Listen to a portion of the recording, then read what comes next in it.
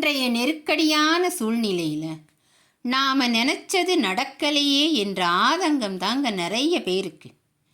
இந்த ஆதங்கத்தால் வர்ற இந்த 7 உணர்வுகளை தூக்கி எரிஞ்சிட்டோம்னா நம்ம வாழ்க்கையில் வெற்றி நிச்சயம். அது என்னன்னு பார்ப்போம்.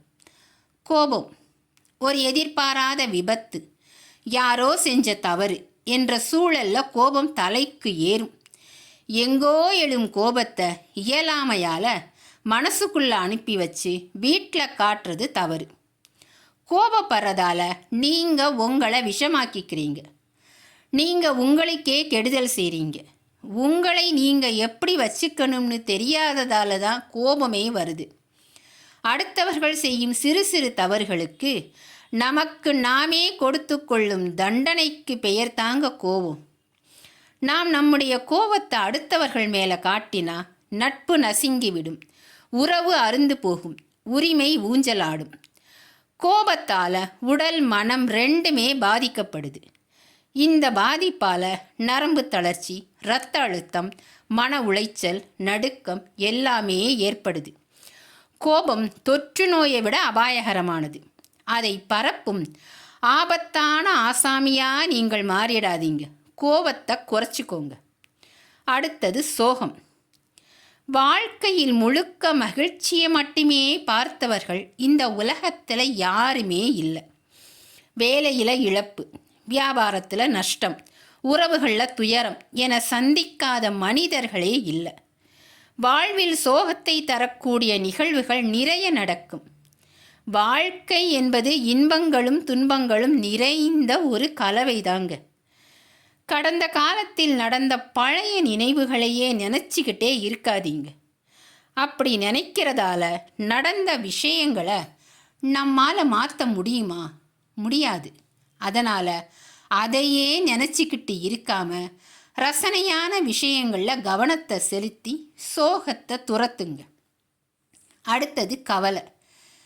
கற்பனையான ஒரு வலை தாங்க கவலை. ஒரு இக்கட்டான நிலையில் சிக்கிக்கிறீங்க. இதிலிருந்து மீள வேண்டும். என்ன செய்வது என கையை பிசைந்து கொண்டு நிற்கக்கூடாது. இதிலிருந்து மீண்டே தீர வேண்டும் என்ற நம்பிக்கை உங்களுக்குள்ள உருவாகணும். மனம் இருந்தால் மார்க்கம் உண்டு. நம்மால் முடியாதது என்பதே கிடையாது. நடந்ததை நினைத்து கவலைப்பட்டால் அவன் மடையன். நடப்பதை நினைத்து வருத்தப்பட்டால் அவன் மூடன். போடா வருவது வரட்டும் என்பவனே நல்ல ரசிகன். எந்த விஷயங்களை நினச்சி கவலைப்படுறீங்களோ அந்த விஷயங்களை நினைக்காம இருக்கணும். நம் மீது தவறு இருக்கும் பட்சத்தில் மீண்டும் அவ்வாறு நடக்காமல் பார்த்து கொள்ளணும். கடைசியாக காலம் எல்லாவற்றையும் மாற்றும். அதனால் கவலைப்படாமல் வாழ்க்கையை வாழ பழகுங்க. ஒரு சில பேர் நாம் செய்ய போகிற விஷயங்கள் தப்பாக நடந்துடுமோன்னு கூட கவலைப்படுவாங்க. மனசில் நேர்மறையான எண்ணங்கள் இருந்தால் இந்த மாதிரி கவலையெல்லாம் வராது. கவலையை ஒழிச்சு கட்டுங்க. அடுத்தது தாழ்வு மனப்பான்மை. பலருக்கும் இருக்கிற பொதுவான பிரச்சனை தாங்க இது. தங்களை குறைத்து மதிப்பிட்டு கொண்டு நம்மால் எதுவுமே முடியாது என்ற மாயையில் மூழ்கி கிடப்பாங்க.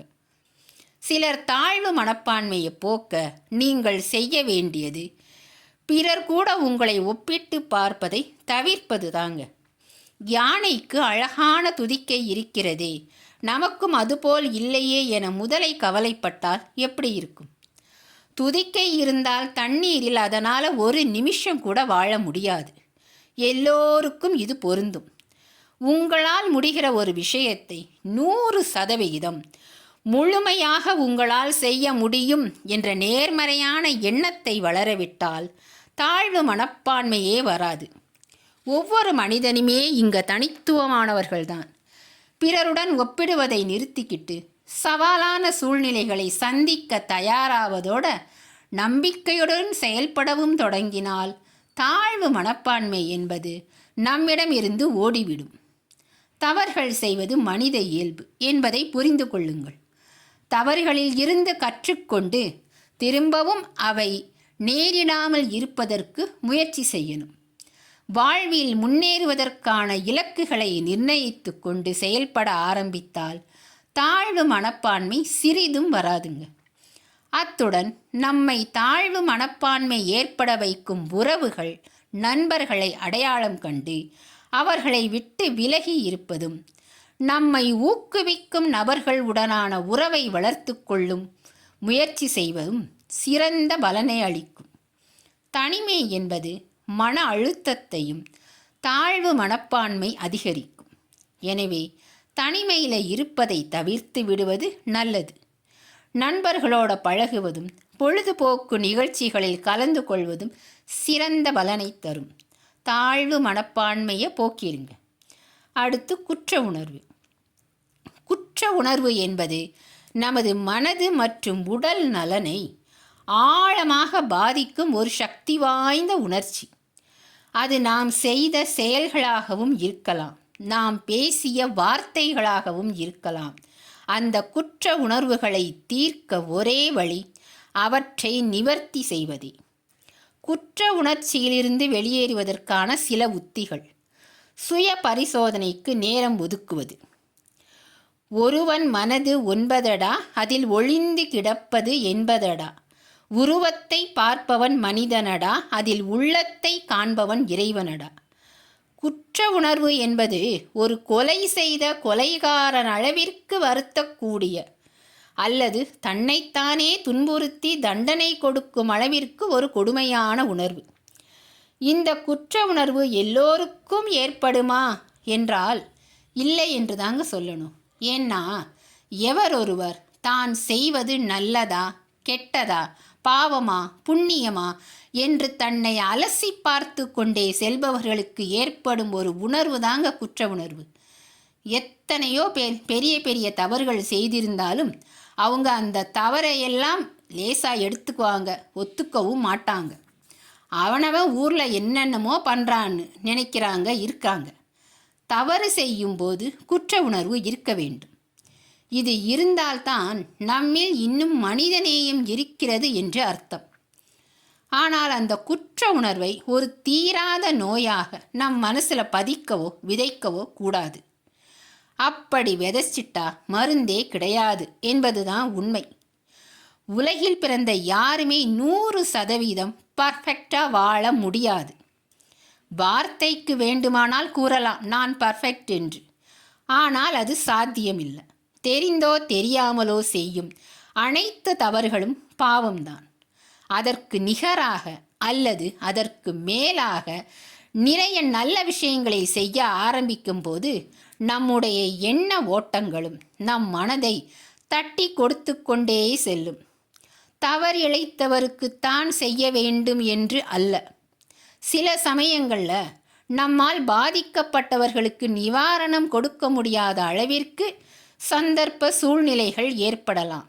அதற்கு காரணம் நாம் அல்ல என்பதுதான் உண்மை.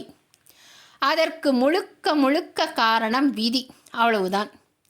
எவ்வளவு முயன்றும் நம்மால் முடியாத தருணம் என்று ஒன்று வரும்போது இதுதான் விதியின் தீர்ப்பு என்ற முடிவை நம் மனதிற்குள் ஆறுதலாக பதித்து நம் குறிக்கோளை நோக்கி பயணிக்க வேண்டும். அளவுக்கு மீறினால் அமிர்தமும் விஷம்தான். அதேபோல்தான் குற்ற உணர்வும். இதை களைய வேண்டியது உங்கள் கையில் தான் இருக்கு.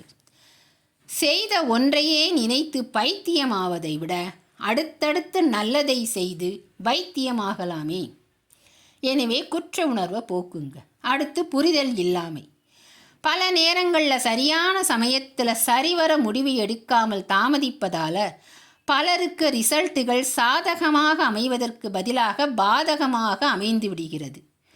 புரிதல் என்றால் இருப்பிற்கும் நடப்பிற்கும் உள்ள வேறுபாடு இன்மையே. இருப்பு என்பது யதார்த்தம், நடப்பு என்பது ஒரு நிகழ்வு. நம் எதிர்பார்ப்பு படி நடப்பது என்பது இருக்காது. அப்பொழுது முரண்பாடு தோன்றுகிறது. அந்த முரண்பாட்டை இடது வலது இல்லாமல் நடுநிலையாக நின்று ஆராய்ந்தோமானால் இருப்பு என்பது யதார்த்தம் என்பது புரியக்கூடும். ஏதோ ஒரு பக்கம் மட்டுமே சாய்ந்து கொண்டு அந்த விஷயத்தை ஆராய்ந்தோமானால் அப்பொழுது முரண்பாடு பெருகிவிடுகிறது. புரிதல் என்பது புரியாமலே போய்விடுகிறது. அது புரிதலே அல்ல, சார்ந்து இருத்தல். எதற்கெல்லாம் புரிதல் வேண்டும்? எல்லா விஷயங்களிலும் புரிதல் வேண்டுங்க. நம் வாழ்க்கையுடன் சம்பந்தம் உள்ள உறவுகளாயினும் பொருட்களாயினும் அல்லது நம் உள்ளே உள்ள மனதோடாயினும் எல்லாவற்றுடன் புரிதல் என்பது கண்டிப்பாக வேணும். புரிதல் இருக்குன்னா அங்கே 2 என்பதே இல்லை, எல்லாமே ஒன்று தான். புரிகிறதா? இடவலம் இல்லாமல் யோசிச்சு பாருங்க, கண்டிப்பாய் புரியும். எந்த ஒரு விஷயத்தையும் தீர்க்கமாக, அறிவு பூர்வமாக, தெளிவாக, பக்குவமாக கையாள தெரிந்தவன்தான் புரிதலை சுயமாக உணர்கிறான். அடுத்தது பொறாமை. அவங்களுக்கு மட்டும் எல்லாம் கிடைக்குதே, நம்ம ராசி இல்லாத ஆளாக போயிட்டோமே என்று நண்பர்கள் மீது சிலர் பொறாமைப்படுவாங்க. இதுவும் ஒரு வகையான எதிர்மறை சிந்தனை தான். ஒருவர் சாதனை செய்யும்போது நாமும் அதை போலவே சாதிக்க வேண்டும் என்ற எண்ணம் தான் உங்களுக்கு தோன்ற வேண்டும். அவன் மட்டும் செஞ்சிட்டானே என்று சதா நினச்சிக்கிட்டே இருந்தால் மன அழுத்தம்தான் ஏற்படும். ஒப்பீடு என்பது மிக மிக நல்ல விஷயம்தான். அப்படி செய்தால்தான் முதலில் நாம் எப்படி இருந்தோம், இப்போது எப்படி உள்ளோம், இன்னும் செல்ல வேண்டிய பாதை என்ன, எப்படி முன்னேற வேண்டும், எவ்வளவு தூரம் கடக்க வேண்டும் என்று அப்பப்ப நம்மை நாமே ஒப்பிட்டு பார்ப்பது நல்லது. ஆனால் மற்றவர்களோடு ஏன் ஒப்பிட்டு பார்க்க வேண்டும்? ஒவ்வொருவருக்கும் ஒரு தனி திறமை இருக்கும். முடிந்தால் அந்த திறமையை கண்டுபிடித்து அதை வளர்ப்பதற்கு முயற்சி செய்ய வேண்டும். நமக்காக செய்ய வேண்டிய வேலைகள் இருக்கும்போது மற்றவர்களை பார்த்து பொறாமை கொள்ள நேரமே இருக்காது. நமக்கு மேலே உள்ளவரை பார்த்து பொறாமைப்படாமல் நமக்கு கீழே உள்ளவரை பார்த்து நல்லது செய்தால் மனமானது நிச்சயம் மகிழ்ந்து நிம்மதி கொள்ளும். இந்த மாதிரி விஷயங்களை கேட்க இந்த சேனலை சப்ஸ்கிரைப் பண்ணுங்கள், லைக் பண்ணுங்கள், கமெண்ட் பண்ணுங்கள், ஷேர் பண்ணுங்கள்.